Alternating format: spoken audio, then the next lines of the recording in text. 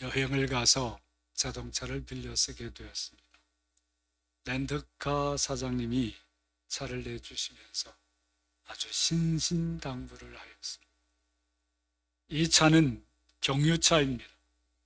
반드시 경유만 주유해 주세요. 아마도 이전 고객 중에서 무심코 휘발유를 주유해서 차를 크게 고장낸 적이 있었던 모양입니다. 그렇죠. 아무리 차의 겉모양이 같다고 해도 경유차에는 경유를, 휘발유차에는 휘발유를 주유해야 하는 거죠. 그렇다면 성도들이 세상 사람들이 사는 대로 따라 사는 것은 어떨까요? 경유차에 휘발유를 주유하는 것 같지 않겠어요? 로마서 12장은 성도의 삶을 영적 예배와 같다 했습니다. 성도의 삶의 원리와 세상 사람의 삶의 원리는 근본적으로 다르다는 겁니다.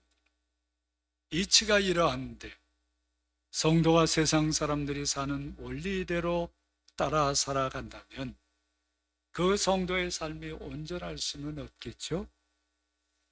더욱이 성도로서 귀한 열매를 맺는 삶을 살 수는 없을 겁니다. 성도가 영적 예배와 같은 삶의 원리에 따라서 구체적으로 살아야 하는 삶의 모습은 매우 다양합니다.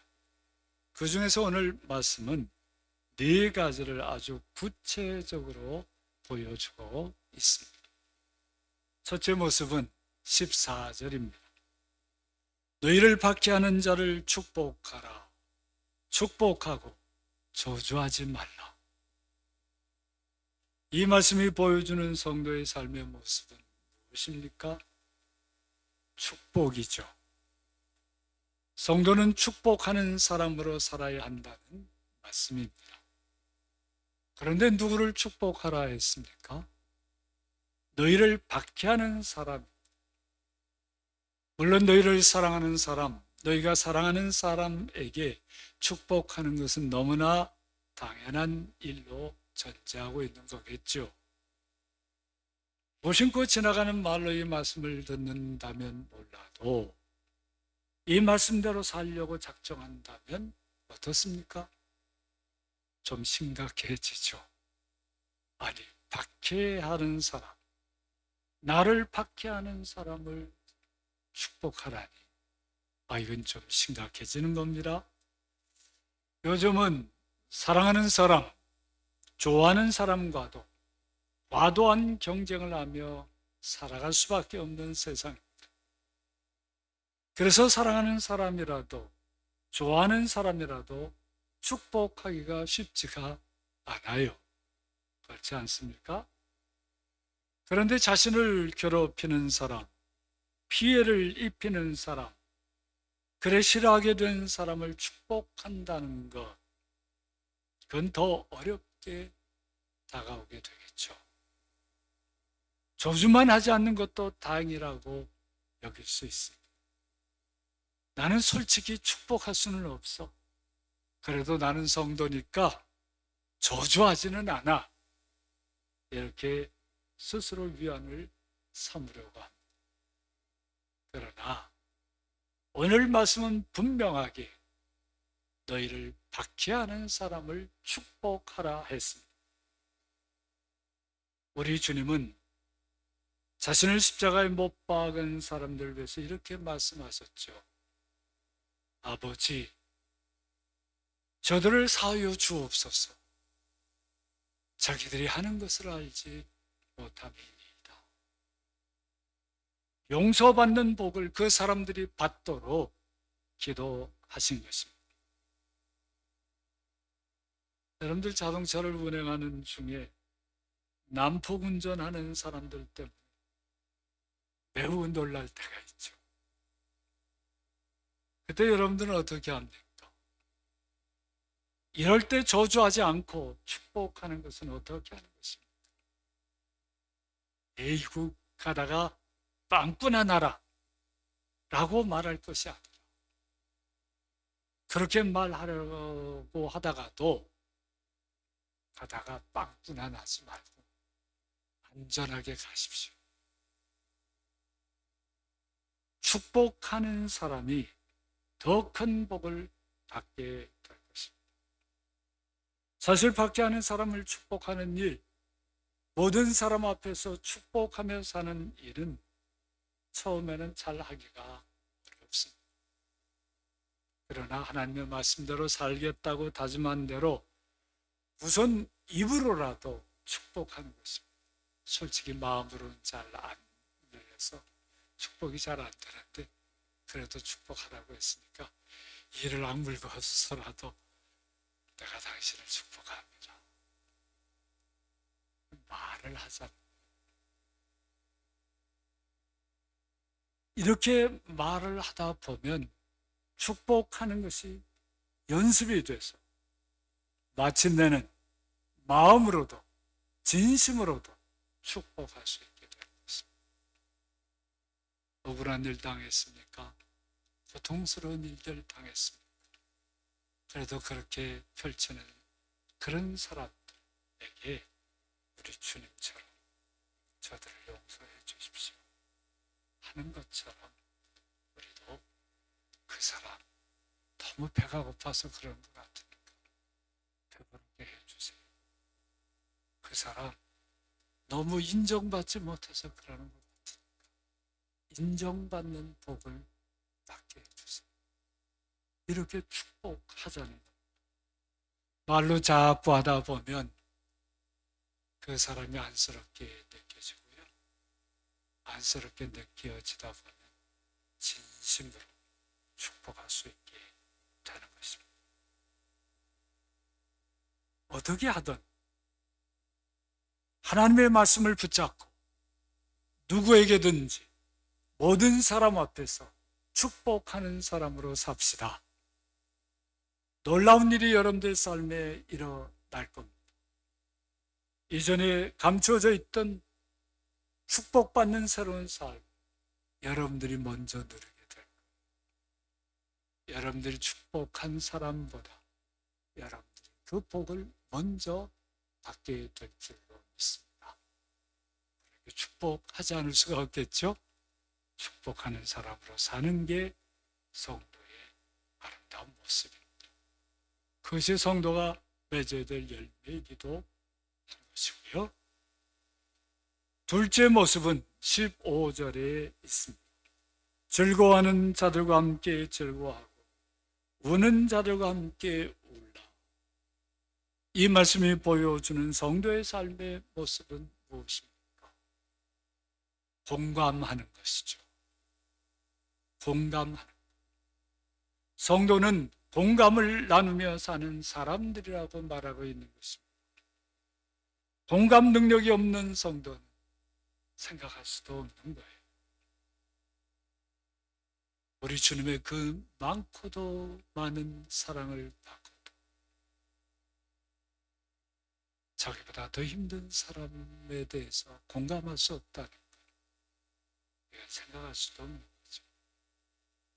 그렇지만 사람들은 이렇게 말합니다. 요즘 세상 저 살기도 바쁘고 제약가림하기도 힘든데 남들 돌볼 여력이 어디 있나? 맞습니다. 그게 우리의 현실입니다. 너나 할 것 없이 힘들고 지친다고 합니다. 오죽하면 현대사회를 피로사회라고 부르고 있습니다. 내 코가 석자인데 무슨 오지랖이라고 남들의 즐거움과 고통을 함께 하겠다는 말입니다. 그게 우리의 세상이죠.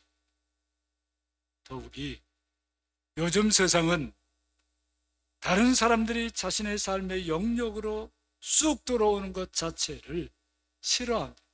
금기시합니다. 그러다가 더 큰 상처를 받는다고 염려하기 때문이죠. 힘든 일도 그래서 혼자 어찌어찌 해보려고 애쓰고요. 좋은 일이 있어도 혼자 웃고 난리치고 말려고 합니다. 그러면서 서서히 사람이 무너지는 것입니다. 안타까운 모습이죠. 도무지 마음을 열지 않으려고 하는 사람의 즐거움이나 고통에 어떻게 참여하고 공감할 수 있겠습니까? 그리고 어떻게 해서 공감하려는 마음을 먹거나 다른 사람들에게 마음을 연다 해도 공감을 나누는 구체적인 방법 또한 익숙하지 않은 것도 큰 어려움이 아닐 수가 없습니다. 나눠주고 싶은데 나누는 방법이 익숙지가 않아요. 막 슬픔 당한 사람에게 좀 위로하고 싶은데 어떻게 해야 위로가 되는지 이 방법을 몰라요. 즐거워하는 사람과 함께 즐거워하고 싶은데 어떻게 하는 게 정말 그 사람의 즐거움을 배로 만들어주는 그 방법을 잘 몰라. 그래서 문제가 될 때가 많다. 이러함에도 우리가 살아가는 삶의 모습이 이러함에도 성도가 공감을 나누며 사는 사람의 하는 까닭이 무엇이겠습니까? 사람은 사람과 사람 사이에서 서로 공감을 나누며 살도록 창조되었기 때문에 마음을 굳게 닫아 걸고 아무하고도 공감하지 않고 외롭게 홀로 사는 것은 하나님께서 기뻐하시는 모습이 아닙니다. 우리 주님이 모든 사람들의 사정과 형편에 공감을 나누면서 사셨기 때문이기도 하죠. 우리 주님은 정말 즐거워하는 사람들과 함께 즐거워하시고 우는 사람들과 함께 우셨습니다.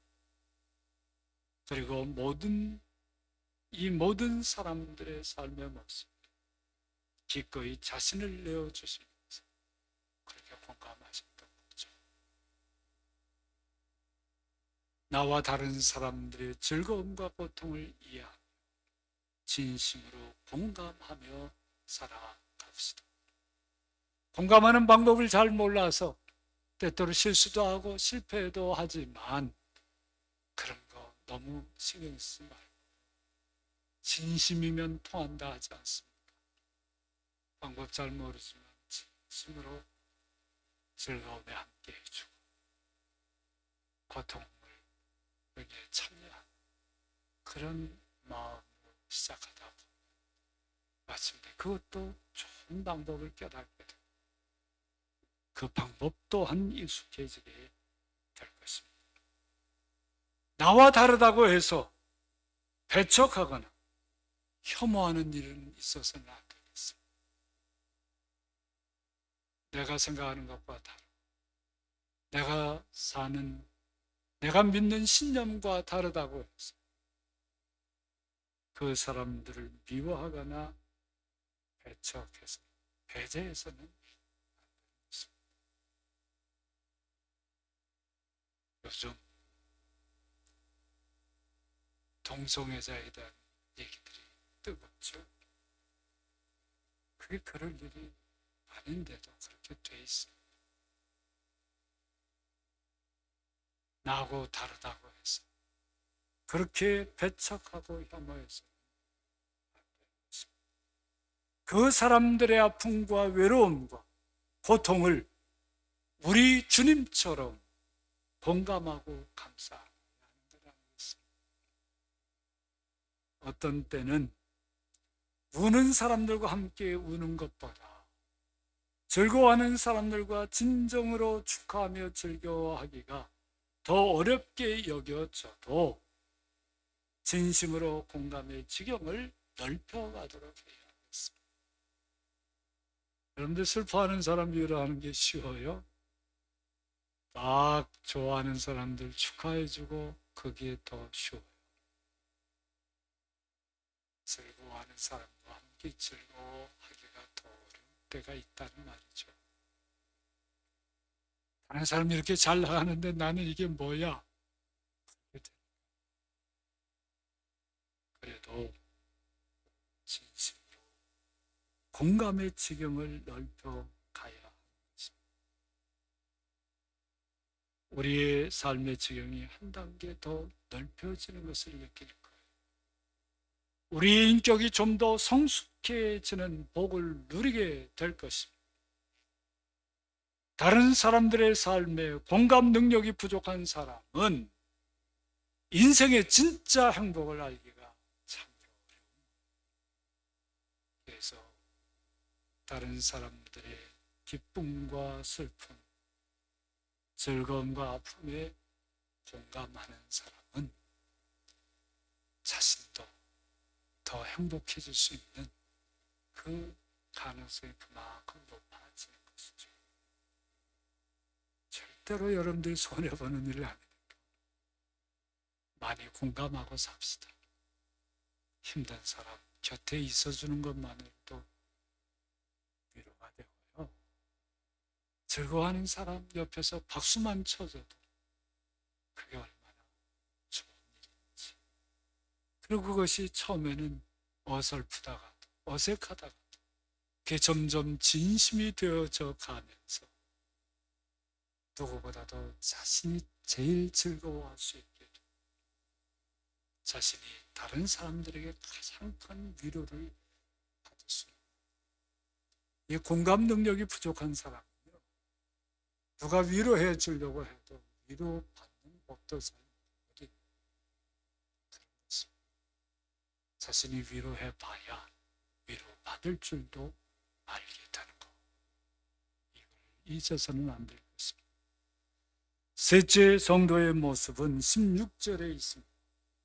서로 마음을 같이하며 높은 데에 마음을 두지 말고 도리어 낮은 데에 처하며 스스로 지혜 있는 채 하지 말라. 이 말씀이 보여주는 성도의 사는 모습은 겸손이죠. 겸손입니다. 겸손한 삶을 위하여서 서로 마음을 같이 할 것, 낮은 데에 처할 것, 지혜 있는 채 하지 말 것을 요청하고 있는 것입니다. 이것이 없으면 겸손하게 살 수가 없는 거예요. 그런데 요즘은 겸손이 무시당하는 세상이죠. 겸손하면 칭찬을 듣고 인정받는 게 아니라 오히려 당연한 권리까지 빼앗기는 세상이죠. 여러분들 그런 경험 없습니까? 그런 오늘의 세상은 오늘 말씀과 정반대로 살 것을 사람들에게 무슨 진리인 양 강요합니다. 세상은 어떻게 가르칩니까? 서로 마음을 같이 하지 말라.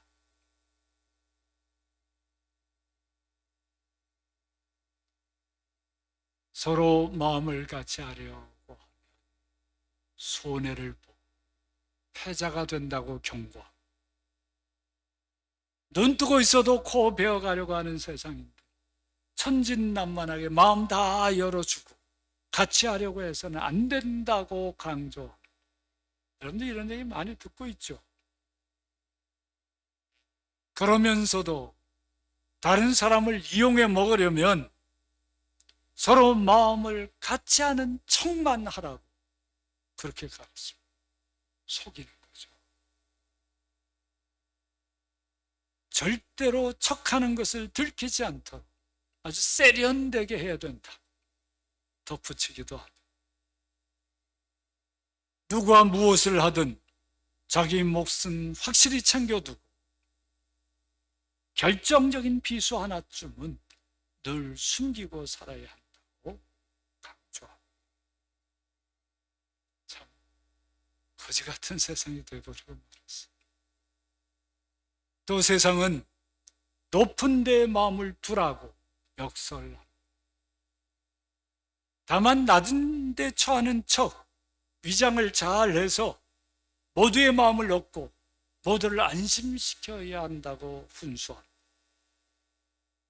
그리고 세상은 지혜 없는 채 잘 처신해서 누구도 경계하지 않도록 해야 하지만 속마음으로는 자신이 가장 지혜로우며 자신의 생각이 가장 현명하다는 확신을 가지라고 주장합니다. 성도들 중에도 이런 세태에 따라 사는 사람이 그렇지 않은 것 같습니다. 그들은 안 그런데 속으로는 세상에서 자기가 제일 잘났어. 누구도 자기 따라올 사람이 없다고 생각해. 그러면서 겉으로 영딴판의 모습으로 보여주죠. 외식하는 겁니다.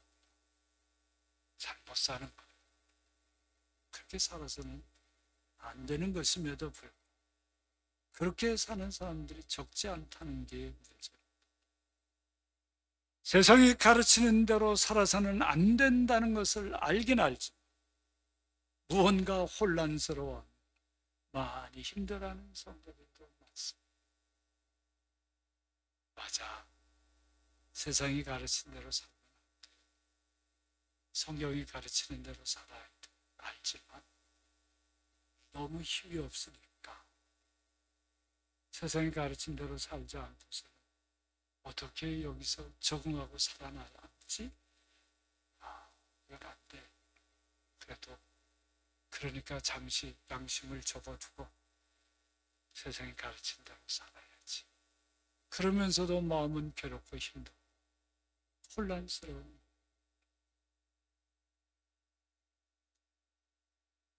하나님 앞에서 사는 성도들은 어찌 살아야 하는 것입니까? 이런 세상의 주장을 단호하게 거부해야 됩니다. 일리가 있어 보여도 그건 진리가 아닙니다. 처세에 능한 것처럼 보여도 그것은 우리를 행복하게 하는 처세가 아닌 것입니다. 세상에서는 승리하고 성공으로 이끌어 갈지 몰라도 하나님 앞에서는 부끄러운 삶이 쌓여져 가는 것입니다. 그러니 단호하게 거부해야 하는 것이죠.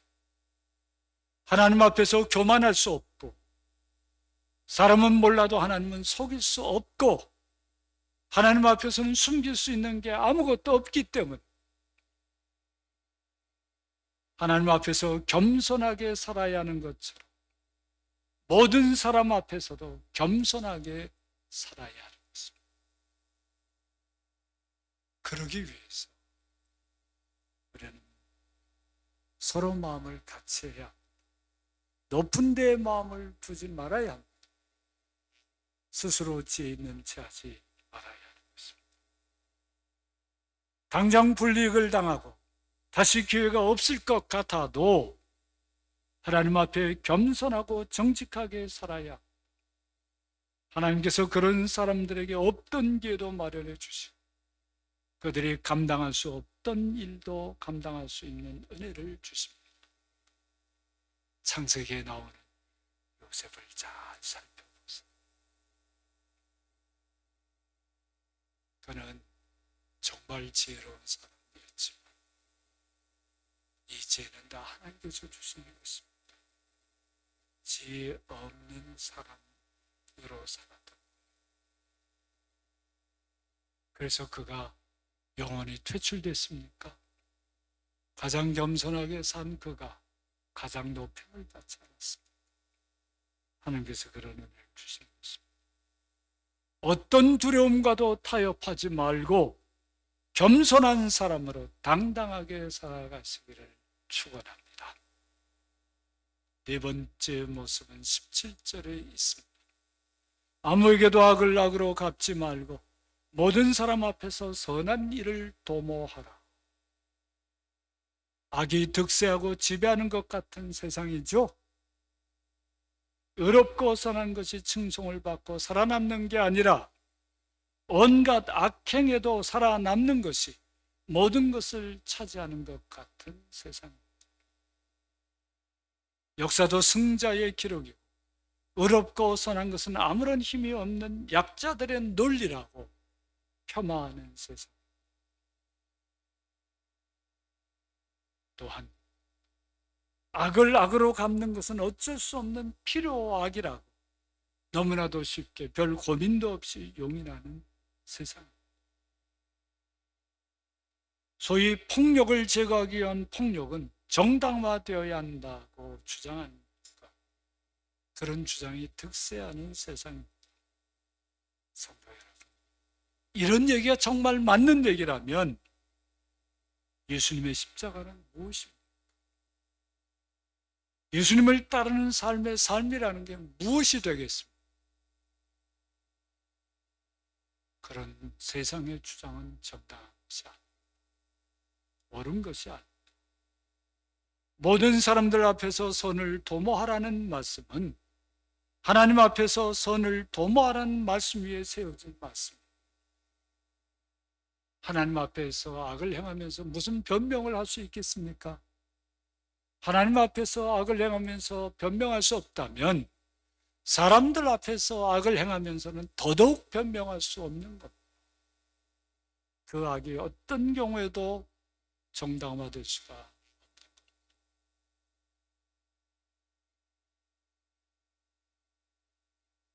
우리 주님께서 본을 보여주신다.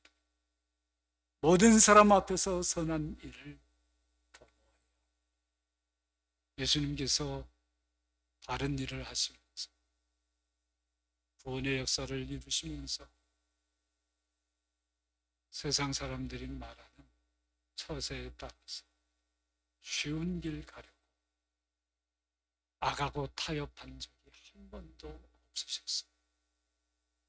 악에게 그런 곤욕을 당하면서도 그 악을 저주하지 않았어요. 그 악을 악으로 갚지 않으셨어요. 우리 주님께서 사신 모습이 그러했습니다. 악행을 저지르는 사람에게도 악을 악으로 갚지 못. 어떻게 하든 그 사람에게도 선한 일을 도모해야 한다는 말씀이죠. 우리 예수님께서 자신을 십자가에 매다는 사람들, 그 사람들 하늘의 12영도 되는 더 큰 군대를 불러서 그들 다 처리해 버릴 수 있었습니다. 그럼에도 그렇게 하지 않으신다고 말씀하셨어요. 악을 악으로 갚지 않으신 것입니다. 선을 행할 능력을 하나님께 간구하면서 하나님께서 주시는 능력으로 하나님께서 기뻐하시는 선한 일을 도모해야. 우리 능력으로는 다 할 수 없어요. 하나님 도와주세요. 하나님의 능력으로만 가능합니다. 세상은 그런 사람들의 삶의 실천을 통해서 조금씩 변화되어 가는 겁니다. 성도들이 선을 도모한다고 해서 당장 모든 것이 다 바뀌지 않습니다. 마치 성도들이 선을 향하는 것이 바다에 물 한 방울 떨어지는 것 같이 아무 흔적도 없을 때도 있습니다. 그러나 그 한 방울 한 방울이 모여서 세상이 바뀌는 겁니다. 그걸 잊어서는 안 됩니다. 나 한 사람이 선을 행한다고 뭐 세상이 달라지겠냐? 아닙니다. 여러분들 한 사람이 선을 행하면 세상이 달라집니다. 주님께서 그렇게 역사하시기 때문입니다. 하나님 나라는 이렇게 아주 천천히 사람들에게 자리 잡게 되는 것이죠. 모두가 악을 물리치고 선이 악을 이기는 하나님의 세상으로 다가가게 되는 것입니다. 사랑하는 성도 여러분, 한 해의 하반기는 삶의 열매를 위해서 힘써 살아야 하는 시기입니다. 그래서 교회에 이 드림천, 이것도 초록으로 하는 것입니다. 성장을 상징하는, 열매 맺는 것을 상징하는 초록으로 하는 이유가 거기 있는 것입니다. 이 초록색을 볼 때마다 그래, 지금은 열매 맺는 때야. 다시 느끼셔요. 하나님께서 우리에게 원하시는 삶의 열매가 무엇입니까? 무엇이죠? 네 가지입니다. 축복입니다. 동감입니다. 겸손이고 선행입니다. 모든 사람들 앞에서 이런 열매를 맺으려면 먼저 모든 일에서 하나님 앞에서 사는 믿음의 삶을 결단해야 되는 것입니다. 하나님을 믿는 믿음의 삶 없으니 이런 열매는 맺어질 수가 없습니다. 하나님께서 여러분들 모두에게 이제 축복의 능력, 공감의 능력, 겸손의 능력, 선행의 능력을 부어주셔서 성도의 아름다운 삶의 열매가 가득히 지기를 축원합니다. 아멘.